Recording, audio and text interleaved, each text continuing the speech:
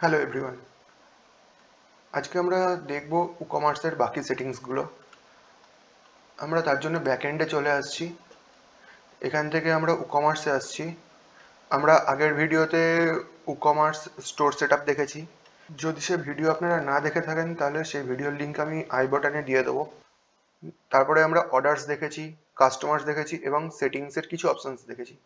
আমি সেটিংসে আসছি। আমরা আগের দিনেই জেনারেল অপশানস এবং প্রোডাক্টে জেনারেল অপশানসটা আমরা দেখেছি।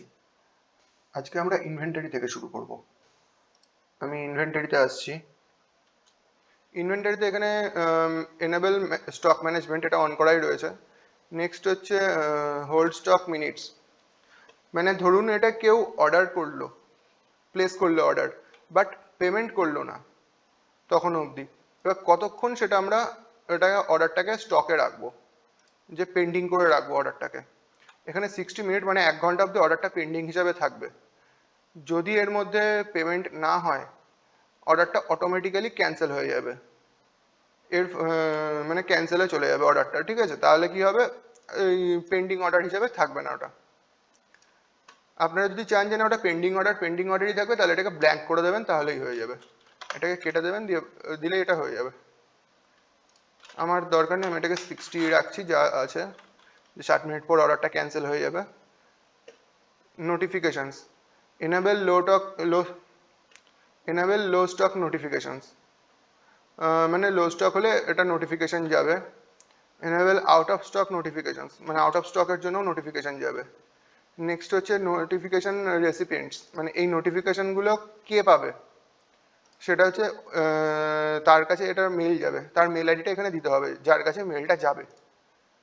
নেক্সট আসছে লো স্টক থ্রেশহোল্ড, মানে হচ্ছে লো স্টকের কোনটা সব থেকে লো স্টক থাকবে, মানে কততে গেলে এটা লো স্টক হিসাবে মানা হবে সেটা। এখানে দুটো আছে, এখানে আমি ধরুন 4টে করে দিলাম, যে যখনই কোনো প্রোডাক্টের স্টক 4টে রিচ করবে আমার কাছে নোটিফিকেশন চলে যাবে যে হ্যাঁ এই প্রোডাক্টটা লো স্টকে চলে গেছে, প্রোডাক্টের স্টক লো হয়ে গেছে। আউট অফ স্টক থ্রেশহোল্ড, কতগুলো প্রোডাক্ট মানে স্টক হলে এটা আউট অফ স্টক হিসাবে গণ্য করবে, মেনে নেবে আউট অফ স্টক হিসাবে। জিরো মানে জিরো হয়ে গেলে আউট অফ স্টক মেনে নিল। Out of stock visibility, hide out of stock items from the catalog. আমি এটাকে অন করে দিলাম, তাহলে কি আউট অফ স্টক প্রোডাক্টগুলো শো করবে না। আর যদি এটা রেখে দেন তাহলে আউট অফ স্টক প্রোডাক্টগুলো শো করবে, কিন্তু হ্যাঁ যখনই এটাকে ওপেন করবে তখন দেখিয়ে দেবে ওটা আউট অফ স্টক। নেক্সট আসছে stock display format, always show quantity remaining in stock, easy 12 in stock. ঠিক আছে, মানে সবসময় প্রোডাক্টে কতগুলো স্টক রয়েছে সেটা শো করবে। আমি একটা এক্সাম্পল দিচ্ছি। এটাই যেমন ধরুন এই যে কতগুলো অ্যাভেলেবেল রয়েছে, ঠিক আছে? 14টা অ্যাভেলেবেল রয়েছে এখানে দেখাচ্ছে এইরকম, সরি, এই যে কতগুলো অ্যাভেলেবেল স্টকে রয়েছে, 14টা স্টকে রয়েছে, এটা এখানে দেখাচ্ছে, এটা হচ্ছে শো করবে।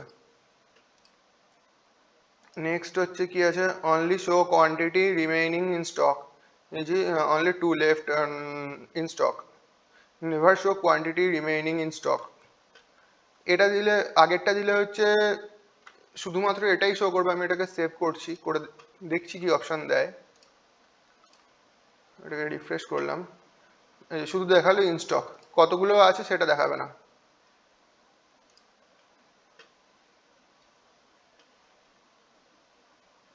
সেটা দেখাচ্ছে না।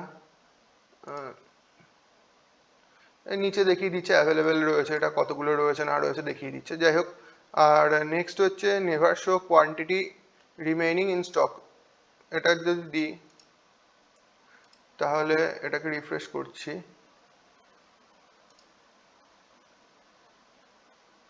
এই যে ইন স্টকই শুধু দেখাচ্ছে।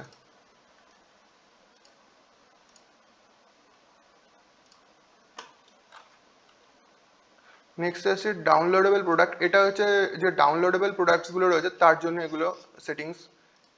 আমরা নেক্সটে চলে যাচ্ছি, এখানে এগুলো আমাদের লাগবে না আর।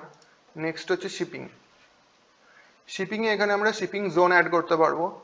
আমি একটা অ্যাড করে দেখাচ্ছি, আমি জোনে ক্লিক করলাম, এখানে জোন নেম দিতে হবে, নেক্সট হচ্ছে জোন রিজিয়ান, এখানে দিতে হবে রিজিয়ান কোথায় আছে। আমি একবার কি কি জোন ছিল আমি একবার দেখে নিই, ক্রিয়েট করা রয়েছে, এটা ইন্ডিয়া ক্রিয়েট করা রয়েছে। আমি এখানে আরেকটা জোন অ্যাড করছি, ওয়েস্ট বেঙ্গল।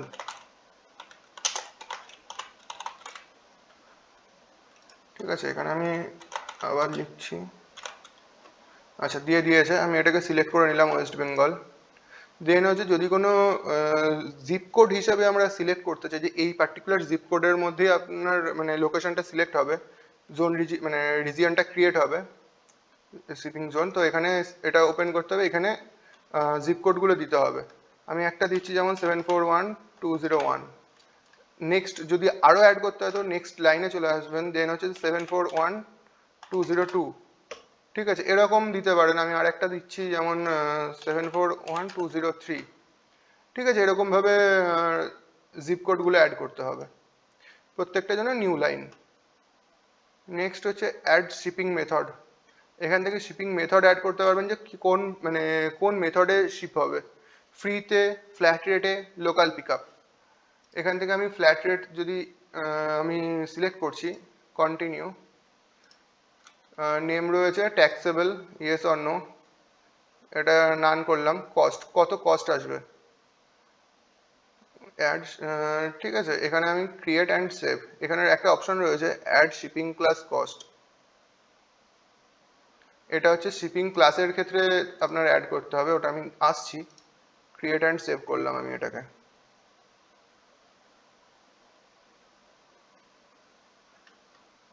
আচ্ছা, তো সেভ হয়ে গেছে, এই যে চলে এসছে। ঠিক আছে, নেক্সট আসছি আমি shipping settings, calculations, enable the shipping calculator on the cart page, মানে কার্ট পেজে এটার শিপিংটা ক্যালকুলেট করে দেবে। Hide shipping cost until address is entered, এটাকে আমি অন করে দিলাম, যাতে অ্যাড্রেস এন্টার করলে তবেই এটা শিপিং কস্টটা দেখায়। নাহলে দেখা গেল আমার এক একটা অ্যাড্রেসে এক এক রকম শিপিং কস্ট হতে পারে, সেক্ষেত্রে একটা জেনারেল দেখিয়ে দিল, এবার বাট যখনই সেটা ই করলো তখন শিপিং কস্টটা চেঞ্জ হয়ে গেল, তখন সেটা প্রবলেমেটিক হতে পারে। Shipping destination, default to customer shipping address, default to customer billing address, আমি শিপিং অ্যাড্রেসেই দিয়ে দিলাম, যে কাস্টমার যে শিপিং অ্যাড্রেসটা দেবে সেটাতেই শিপিং হবে, এটা সেটাই শিপিং ডেস্টিনেশন হিসেবে গ্র্যান্ট করবে। দিয়ে আমি সেভ চেঞ্জেস করে দিচ্ছি। নেক্সট আমি যাচ্ছি ক্লাসেস। আচ্ছা, এবার এখানে একটা ক্লাস আমি অ্যাড করে দেখাচ্ছি, অ্যাড শিপিং ক্লাস। সাপোজ এখানে আমি হেভি অ্যাড করছি, ঠিক আছে, এবার এটার স্ল্যাগ আমি ইনপুট করছি না, আমি ব্ল্যাঙ্ক রেখে দিচ্ছি। এবার ডেসক্রিপশন, এবার হেভি এটা কত অবধি এটাকে হেভি হিসেবে গ্র্যান্ট করবে, আমি সাপোজ এখানে 5 কেজি অ্যাড করে দিলাম, যে 5 কেজি অবধি এটা heavy, sorry 5 KG, over 5 KG, sorry, মানে 5 কেজির ওপরে গেলে এটা ওভার এই হিসাবে হেভি হিসাবে গ্র্যান্ট করবে। আমি এটাকে ক্রিয়েট করে দিচ্ছি। ক্লাসটা কিভাবে কাজ করবে আমি এটা দেখাচ্ছি। নেক্সট আসছি আমি শিপিং জোনে আসছি, আবার আমরা এখান থেকে এডিট করছি,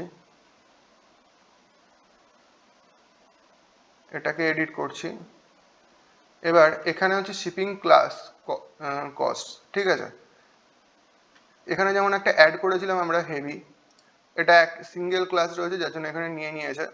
আমি এটাকে ক্লস করি, করে আরেকবার এখানে ক্লাস, আরেকটা ক্লাস ক্রিয়েট করি,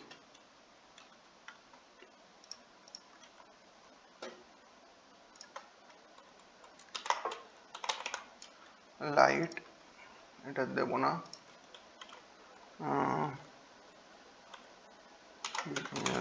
বিলো 1 কেজি, বিলো 1 কেজি আমরা ক্রিয়েট করলাম। নেক্সট হচ্ছে শিপিং জোনে আসছি, এবার এটাকে এডিট করছি, এখান থেকে এটাকে এডিট,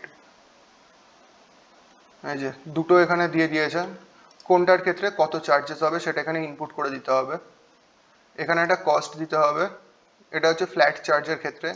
এবার ক্লাসের ক্ষেত্রে, যদি ক্লাসের ক্ষেত্রে আপনার আসে যে কোন শিপিং ক্লাসের ক্ষেত্রে কত চার্জ, মানে প্রত্যেকটাতে ডিফারেন্ট হবে, সো সেখানে হচ্ছে এটা দিতে হবে, এখানে একটা অ্যাড করতে হবে। ধরুন হেভির ক্ষেত্রে আমি দিলাম 70 রুপিস শিপিং চার্জ, লাইটের ক্ষেত্রে আমি দিলাম 40 রুপিস শিপিং চার্জ। এবার হচ্ছে নো শিপিং ক্লাস কস্ট, মানে যেটাতে কোনো ক্লাস অ্যাড করা নেই সেক্ষেত্রে কত আসবে, সেটাতে আমি দিলাম 50 rupees average. Okay, calculation type per class, charge shipping for each shipping class individually, প্রত্যেকটা ক্লাসের জন্য আলাদা আলাদা করে চার্জ হবে।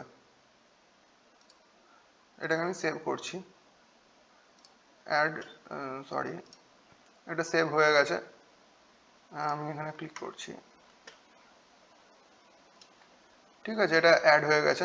এবারে শিপিং ক্লাসটা কোথা থেকে কল হবে সেটা আমরা দেখে নিচ্ছি। আমি এখান থেকে প্রোডাক্টে যাচ্ছি,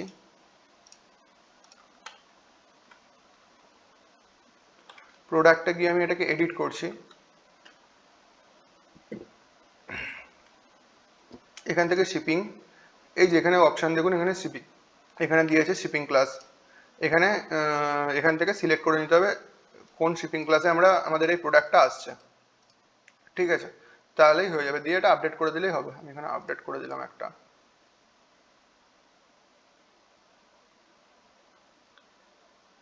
আমার আপডেট হয়ে গেল। তাহলে এবার আমি এখানে ক্লাসেসে আসছি, দেখুন হেভিতে একটা অ্যাড হয়ে গেছে প্রোডাক্ট, কটা প্রোডাক্ট আছে হেভির আন্ডারে। ঠিক আছে, তো এইভাবে শিপিং ক্লাস কাজ করবে। আজকের জন্য এই অবধি, দেখা হচ্ছে নেক্সট ভিডিওতে। আমাদের চ্যানেলটাকে লাইক সাবস্ক্রাইব করে আমাদের পাশে থাকবেন এবং আপনাদের মতামত কমেন্টে জানাবেন। আমরা অবশ্যই চেষ্টা করব সেগুলোকে ফলো করার। Thank you.